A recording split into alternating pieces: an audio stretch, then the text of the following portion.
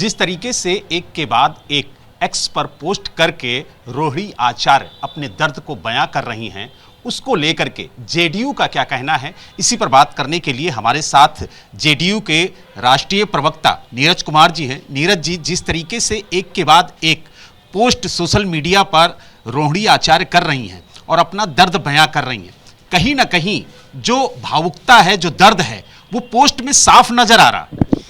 देखिए, रोहिणी आचार्य का मसला केवल लालू जी के परिवार का मसला नहीं है। क्योंकि जब राजनीति के मैदान में वो आ गई तो स्वाभाविक है दल के अंदर का भी मामला है। राष्ट्रीय जनता दल खामोश, लालू परिवार खामोश। आखिर हो क्या रहा है? लालू जी की बेटी जिसका कन्यादान आपने किया, बिहार के लोगों का आशीर्वाद उसको मिला है, और उस बेटी के मन के अंदर कराह होना, वेदना होना, भाषाई हिंसा होना, अनाथ होने तक की बात कह देना। जिस बेटी ने प्राण रक्षा अपने पिता का किया, जिसने भाई के कलाई में राखी बांधा, तो लालू जी का ट्वीट क्यों खामोश है? कौन है वो गुनाहगार जो लालू जी को नजरबंद करके रखे हुए है?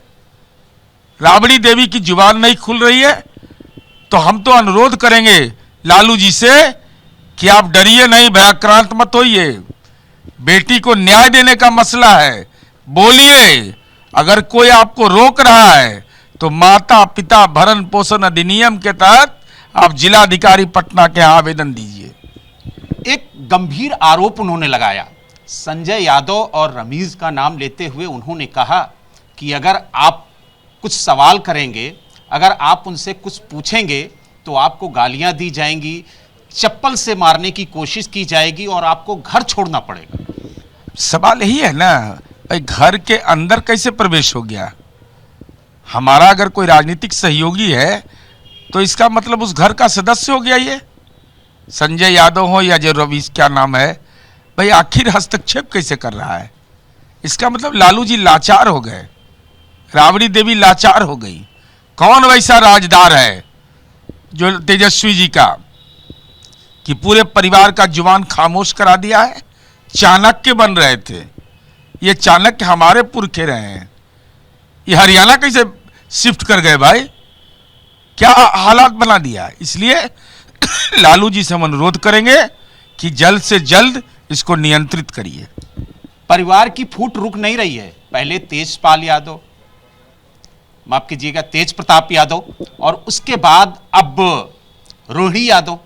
तो कहीं ना कहीं पहले भाई फिर बहन, और जिस तरीके से ये फूट सार्वजनिक हो रही है उसका कहीं ना कहीं जो कहा जाए एक तरीके से जो विपक्षी दल हैं वो फायदा भी उठा सकते हैं। नहीं, परिवारवाद की राजनीति का यही हश्र होता है, इतिहास गवाह है।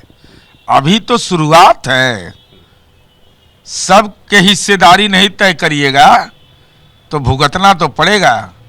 लालू जी आपको जो पाप आपने राजनीति में परिवारवाद का किया है, बगैर योग्यता के आपने उसकी विरासत को सौंप दिया, अपनी विरासत को, तो ये तो कलह होना ही है। ये कलह दूर तक जाएगा। आपने ये कहा कि किसने नजरबंद कर रखा है, वो कौन व्यक्ति है? अब यही तो हम लालू जी से जानना चाह रहे हैं। लालू जी एक दुर्दांत अपराधी के लिए चुनाव प्रचार में निकल पड़े दानापुर में। लालू जी रोज महुआ बाग का घर देखने के लिए जाते हैं, और लालू जी वो घर अशुभ हो गया 10 नंबर, क्योंकि बेटी का आंसू निकला है, भाषाई हिंसा हुई है, चुनाव हार गए, तो महुआ बाग में किला बनाया है पटना में। वैसा किला पटना में किसी का नहीं है। वो शानदार है, जानदार है और दागदार भी है। तो दागदार आपके हिसाब से सूट करेगा आपको, तो जल्दी से बगैर दिन देखे हुए गृह प्रवेश करिए, नहीं तो कलह और बढ़ता जाएगा। तो आपने देखा हमारे साथ जेडीयू के जो प्रवक्ता थे नीरज कुमार, वो मौजूद थे और उन्होंने कहा कहीं ना कहीं लालू प्रसाद यादव को नजरबंद किया गया है, और वो कौन है ये बात खुलकर लालू प्रसाद यादव आगे आकर बताएं। पटना से वीडियो जर्नलिस्ट प्रवीण दीक्षित के साथ बलराम पांडे, एबीपी न्यूज।